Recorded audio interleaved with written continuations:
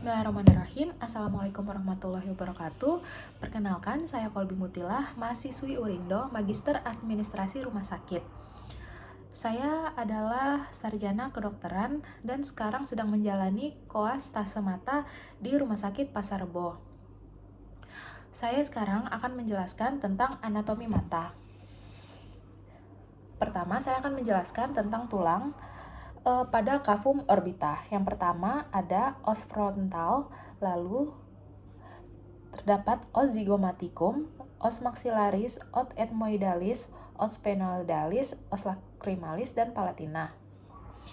Ini bagian-bagian tulangnya. Selanjutnya, saya akan menjelaskan otot-otot pergerakan bola mata. Yang pertama ada otot rectus medialis, rectus lateralis, rectus superior, rectus inferior, obliquus inferior, dan levator palpebra. Keenam otot ini memiliki fungsi masing-masing, yaitu menggerakkan bola mata dan membuka dan menutup kelopak mata.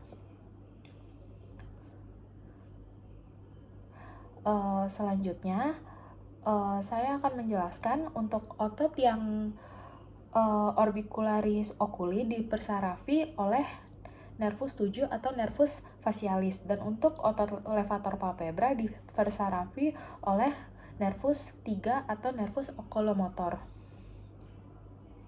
Selanjutnya, saya akan menjelaskan lapisan mata. Yang pertama, untuk lapisan terluar bola mata itu ada sklera dan kornea.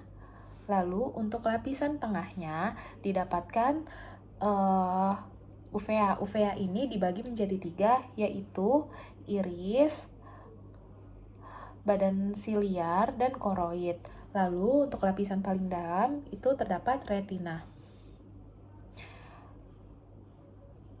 Sklera ini bagian putih bola mata yang bersama dengan kornea dan merupakan pembungkus dan pelindung isi bola mata. Untuk lapisan kornea, selanjutnya ada kornea didapatkan 5 lapisan, ya, dari yang terluar sampai yang ke dalam. Yang terluar itu adalah epitel, selanjutnya membran Bowman, selanjutnya yang di tengah adalah stroma, selanjutnya adalah membran descendant, dan yang paling dalam adalah endothelium. Selanjutnya adalah uveal tract. Tadi yang sudah saya sebutkan ada 3, iris, badan siliar, dan koroid. Iris ini seperti ini. Struktur utamanya adalah stroma, pembuluh darah dan saraf, otot dilator, otot sphincter, dan posterior pigmented epithelium. Lalu ada ciliar body. Selanjutnya ada koroid. Selanjutnya adalah lensa. Kalau misalnya ada penyakit yang kita tahu, penyakit katarak itu kelainannya berada di lensa. Lensa ini untuk akomodasi untuk penglihatan jarak dekat, seperti itu. Lalu selanjutnya ada retina. Retina itu dibagi menjadi 2, ada sensorinal retina dan retinal pigmented epithelium atau RPE. Lalu selanjutnya saya akan menjelaskan tentang otot penggerak bola mata. Misalnya kalau untuk musculus rectus superior untuk fungsinya untuk menggerakkan bola mata ke atas, yang inferior, rectus inferior menggerakkan bola mata ke bawah, rectus lateral untuk menggerakkan bola mata keluar, dan medialis untuk menggerakkan bola mata ke dalam. Untuk yang obliquus, untuk musculus obliquus superior itu untuk menggerakkan bola mata ke tengah bawah. Kalau yang inferior untuk menggerakkan bola mata ke tengah atas. Seperti itu. Untuk vaskularisasinya ini, vena utama adalah vena infraorbital, vena ophthalmical inferior dan superior. Lalu vena ophthalmica inferior dan superior bergabung menjadi vena centralis, kemudian masuk menuju visura orbitalius superior. Sumber vaskularisasi ini terutama disuplai oleh arteri optalmika cabang dari arteri karotis interna. Lalu untuk fisiologinya ini mata adalah struktur bulat berisi cairan yang dibungkus oleh 3 lapisan. Yang lapisan terluar terdiri dari kornea transparan yang dapat ditembus oleh berkas cahaya untuk memasuki ke interior mata. Lapisan tengahnya di bawah sklera ada koroid yang berpigmen banyak dan mengandung banyak pembuluh darah yang memberi nutrisi bagi retina. Selanjutnya, lapisan koroid di sebelah anterior mengalami spesialisasi membentuk badan siliaris dan iris. Lapisan paling dalam di bawah koroid adalah retina yang terdiri dari lapisan berpigmen di sebelah luar dan lapisan jaringan saraf di sebelah dalam. Lapisan jaringan saraf mengandung sel batang dan sel kerucut, fotoreseptor yang mengubah energi cahaya menjadi impuls saraf. Lalu ada yang namanya cairan aqueous yang dihasilkan dengan kecepatan sekitar 5 mili per hari oleh suatu jaringan kapiler di dalam badan siliaris. Jadi si humor aqueous ini diproduksi oleh badan siliaris. Selanjutnya cairan ini mengalir ke suatu kanalis di tepi kornea dan akhirnya masuk ke darah. Lalu kornea, selanjutnya kornea ini avaskular.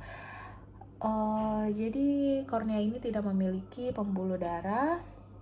Karena kurangnya pembuluh darah di kornea, oksigen diberikan ke kornea melalui tear film mata prekorneal.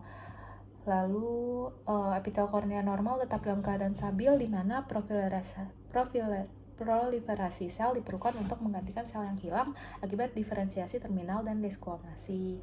Lalu iris adalah jaringan berpigmen tinggi. Jadi kalau kita tahu mata manusia ini berbagai warna. Banyak kan orang Indonesia berwarna coklat dan hitam. Misalnya kalau di Eropa ada yang berwarna biru, hijau dan sebagainya. Itu yang berwarna itu adalah bagian mata iris. Selanjutnya ini adalah jalur-jalur penglihatan. Jika misalnya jalur ini terganggu, penglihatan juga bisa terganggu. Di sini ada nervus opticum dari bola mata kanan, bola mata kiri. Lalu di sini adalah tractus opticus. Di sini bola mata kanan, bola mata kiri. Selanjutnya pertemuan keempat tersebut itu didapatkan optik chiasma. Nah, lesi-lesi pada tractus dan nervus tersebut itu bisa menyebabkan gangguan penglihatan, gangguan lapang pandang. Jika terjadi di nervus opticus, nama gangguannya adalah anopsia pada mata yang disarafinya.